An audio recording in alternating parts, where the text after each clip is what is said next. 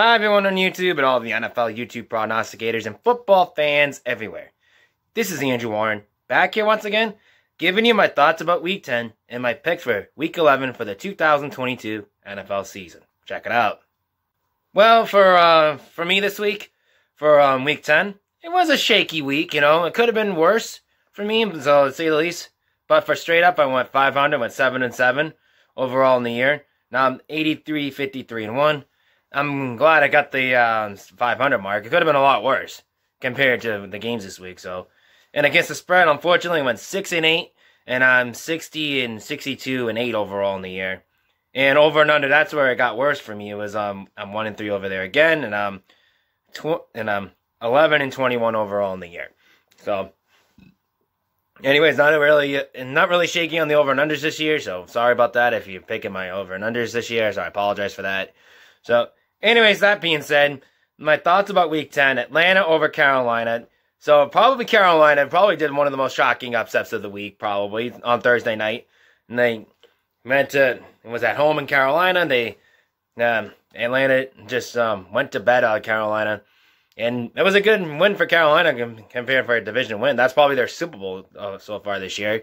So, anyways, that was a good upset for Carolina. They end up getting the win, and they compounded on Atlanta on that one. Tampa and Seattle and Germany. Tom Brady just looks like the old Tom Brady again. And we definitely saw that. It was another clutch moment for Tom Brady in the Bucs in Germany. Seattle, and they kept it close for Seattle. They kept the game close, but Tom Brady and the Seahawks just said, well, we're still here. Minnesota and Buffalo. Now, this game is the game of the year. I don't really care what anyone says. It was a great game. Great comeback for Minnesota. And I know I'm a Patriots fan. I'm not saying it because I hate Buffalo so much. It's not because of the hate or anything like that. So don't take this personally, Buffalo Bills fans. Don't. But for me, this game was a much great game. It's probably the comeback game of the year so far, if I had to say that, for the Vikings, which they were down pretty badly. And then that 4th and 18 call with Justin Jefferson getting actually fouled by Cam Jones. I believe it was Cam Jones, and he caught it with a one-handed grab. That had to be the catch of the year as well.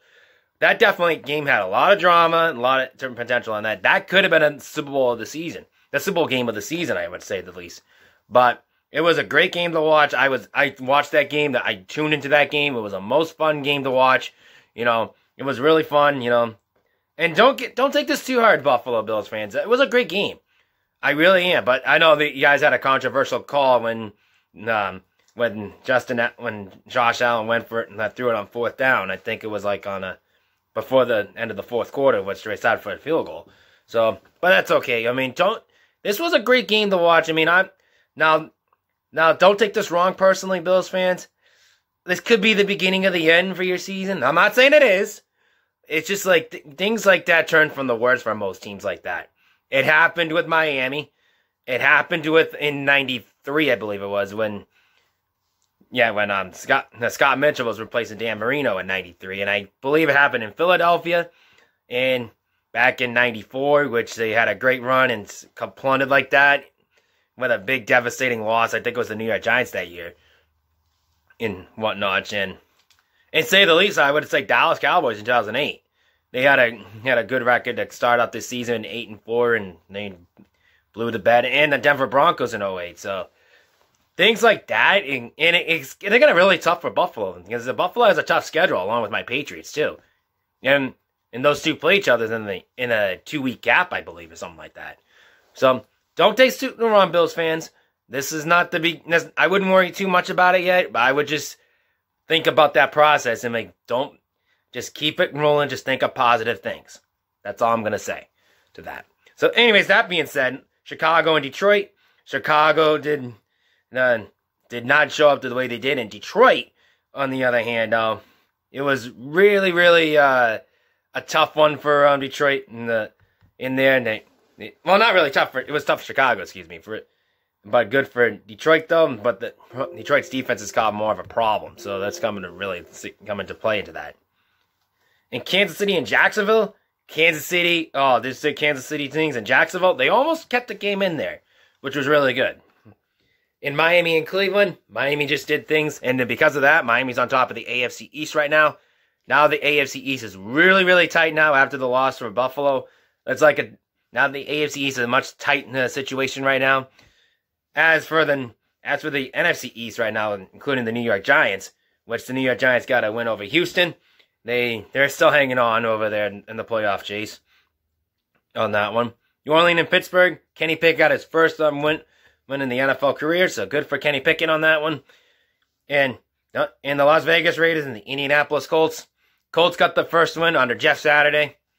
I gotta say, I wasn't crazy with the Jeff Saturday hiring either. I think they could have gone somebody off the sideline coaches who should have been there, like Reggie Wayne would have been a good one, who knows the system really well and everything like that. So I would have personally put them in there, but good for Jeff Saturday who got a first win on that one. But hey, what can you do? And now Josh McDaniels is still the head coach in there, according to Mark Davis. And Mark Davis said, I think yesterday or something like that. I think it was yesterday or I forget what, after the game or something like that. He said Rome wasn't built in a day. He's kind of right. Rome wasn't built in a day to order to build a new successful team in there. But I don't think Josh McDaniels is the guy. Just saying. Anyways, Dallas and Green Bay. This is when Dallas is going to go beginning of the end for them. Don't get me wrong, Green Bay got a good win, but Dallas, that was the game they should have won, and they didn't do that. In the LA Rams and the Arizona Cardinals, it just shows the Arizona Cardinals have a problem with the running game right now. And it showed against the Arizona. And the San Francisco... sorry, I skipped one. I did skip a game last week. I do apologize. It was Tennessee and Denver, which I did. I picked Tennessee over Denver and Tennessee -3, which I had that in the comments down below last week on there. So Tennessee did really well. They kept the game in there, but they need to play well this week. Just say that. Now for the Sunday night game, San Francisco and LA Chargers. Jimmy Garoppolo still keeps winning games, but he's still not doing anything. Just say the least. I don't know. Maybe everybody likes him. Maybe they trust him more. I don't know. But we'll have to wait and see on that one. Now, Philadelphia and Washington. Now, Washington just opened the door to the NFC East now. Now, the NFC East got a little bit tighter right now since they beat Philadelphia. It puts them in Philadelphia in a much tougher spot since they got their first loss of the year. But I wouldn't worry about Philadelphia right now. I mean, Philadelphia could still hang on. They could still get the division. But as of right now, it just got a little more interesting considering the fact the New York Giants just won the game. So this could be a very, very good game in the upcoming weeks between the Eagles and the Giants right now. So we'll have to wait and stay tuned for that one. But anyways, that being said, those are my thoughts about Week 10. Let's get on to my Week 11 picks. Well, first off, before I get to my picks, I want to apologize. I have to make quick picks in the upcoming weeks because I have finals coming up, so I have to be prepared for that. So I have to study a little longer and stuff like that. So it's going to be a little quick one like last week. So anyways, that being said, the buys this week is the Jacksonville Jaguars, Miami Dolphins, and Tampa Bay. All the Florida teams have bye weeks this week. So if you have Tom Brady, Chris Evans, or if they got Tua Tagovailoa, or if they even... or they have Tyreek Hill, or the Dolphins defense, or they have Trevor Lawrence, or if the Jacksonville Jaguars defense, just bench them this week because they won't be playing this week if you're on fantasy football. Anyways, that being said, just remind you before I get to the picks again, there'll be no buys next week because of Thanksgiving week. So everyone's playing next week, so just stay tuned for that. So anyways, that being said, let's get on to my Week 11 picks and go from there. Let's kick things off on Thursday night with Green Bay and Tennessee in Lambeau Field. Tennessee's keeping the game close and hanging on, but they're playing Aaron Rodgers and the Packers, who are just coming back, who beat Dallas last week, who was trying to get on the merge on the playoff spot. I don't think they're going to catch Minnesota. Maybe they'll catch a wild card. But anyways, that being said, I think Aaron Rodgers is going to be coming back strong in this one, so I'm going to take the Green Bay Packers at home over the Tennessee Titans. On the line now, Green Bay's favored by 2.5 points in this game. I'm going to take Green Bay minus 2.5. Over and under, it's 41. I'm going to go over 41. Chicago and Atlanta. This is a going to be a much close game, I think. This is going to be right down to the wire, but I don't know why Atlanta is favorite in this game. I don't understand why, but I'm going with the upset with this one. I'm taking Chicago over the Atlanta Falcons in Atlanta in this game. On the line, though, Chicago is favored by 3 in this game. And the Falcons are favored by 3 in this game. I'm taking Chicago plus 3. Buffalo and Cleveland. This is what I've been telling Bills fans. This is going to be a much tougher schedule. I think it's going to be for Buffalo right now. Like Cleveland. Cleveland has a great secondary. They face one top defense in Minnesota. Now they're playing another good defense in Cleveland. This is a much going to be a close game I expect to be. So, don't get me wrong, Bills fans. I think you guys are going to win. So I'm going to take the Buffalo Bills over Cleveland Browns in this game. But my advice is, with Josh Allen, I don't think personally he should play if he's not 100%. I'm not a guy who wants to put in guys who are not 100% yet. I'd rather being healthy and strong over less 100% than any day. That's me personally. I don't care if it's going to be a risk. It's not a risk take or anything. It's not worth getting a player getting hurt and stuff like that. That's just me personally. I'm not saying to be a Bills fan and Bills hater or anything like that. That's not true. I'd much have a healthy player on the guy than be unhealthy at all. That's all I'm saying. But anyways, that being said, I still think the Bills are going to win this game against Cleveland and Buffalo. So I'm going to take the Buffalo Bills over Cleveland in this game. So on the line now, the Bills are Bills favored at 9 in this game. That's way too many points. I think it's going to be a much closer game than I think it is. So I'm going to take Cleveland plus 9 in this one. The Philadelphia Eagles and the Indianapolis Colts. Now, the Philadelphia Eagles, I want to get back into the winning column, and I think they will against Indianapolis. Hate to say it, Jeff Saturday is going to have a first loss in his coaching tandem, so I'm going to take the Philadelphia Eagles over the Indianapolis Colts and Indy in this game. On the line, though, Philadelphia is favored by 9 in this game. I think that's pretty a fair amount because for a guy like Jeff Saturday coming in, not having any coaching experience, he's got to understand what losing is about. So I think I'm gonna take Philadelphia minus 9 on this one. My New England Patriots and the New York Jets. Now, this is the first game off the bye week for the Patriots, which they haven't won coming off the bye since 2019 when Tom Brady was there. So when they came off the bye week in 2020, I think they lost it. I think it was I'm trying to think who it was. I can't remember who it was. I think it was Buffalo. I think it was in 2020. Then I think it was Indianapolis last year, coming up there by, and they got killed on that one. So I think the bad karma is going to come to an end in this one. They're going to get the first bye week, first win coming off the bye since 2019 against Philadelphia, and they won 17-10. So I'm going to take my New England Patriots at home over the New York Jets in this game because I think this is going to be a much because the reason why I'm saying that my Patriots are going to win this game because I think the Patriots have a much dominant defense. I think they're going to win this game outright, though. And I think that's going to open the door for whoever wins this game. So that's a really good, important game for both teams in that matter, just to get to the wild card spot. Which the Patriots, I believe they're in the 6th spot right now, if I'm not mistaken. 6 or 7. Can't remember. I haven't really looked yet. So Bill Belichick knows what's at stake. So if he knows what's at stake, he's gonna get prepared for it. So I'm gonna take my Patriots over the New York Jets in this game. On the line though, my Patriots are favored by 3.5 in this game. I'm gonna take my Patriots minus 3.5. The New Orleans Saints and the LA Rams. Now, New Orleans Saints, I think they have to really look in the mirror and just see what they've accomplished and see what they messed up against Pittsburgh last week, and I think that's what they're going to do. As for the Rams, I can't trust their running game right now, so I'm going to take the New Orleans Saints at home over the LA Rams in this one, despite Matthew Stafford going to be at quarterback or not. On the line, though, New Orleans is favored by 3 in this game. I'm going to take the New Orleans minus 3.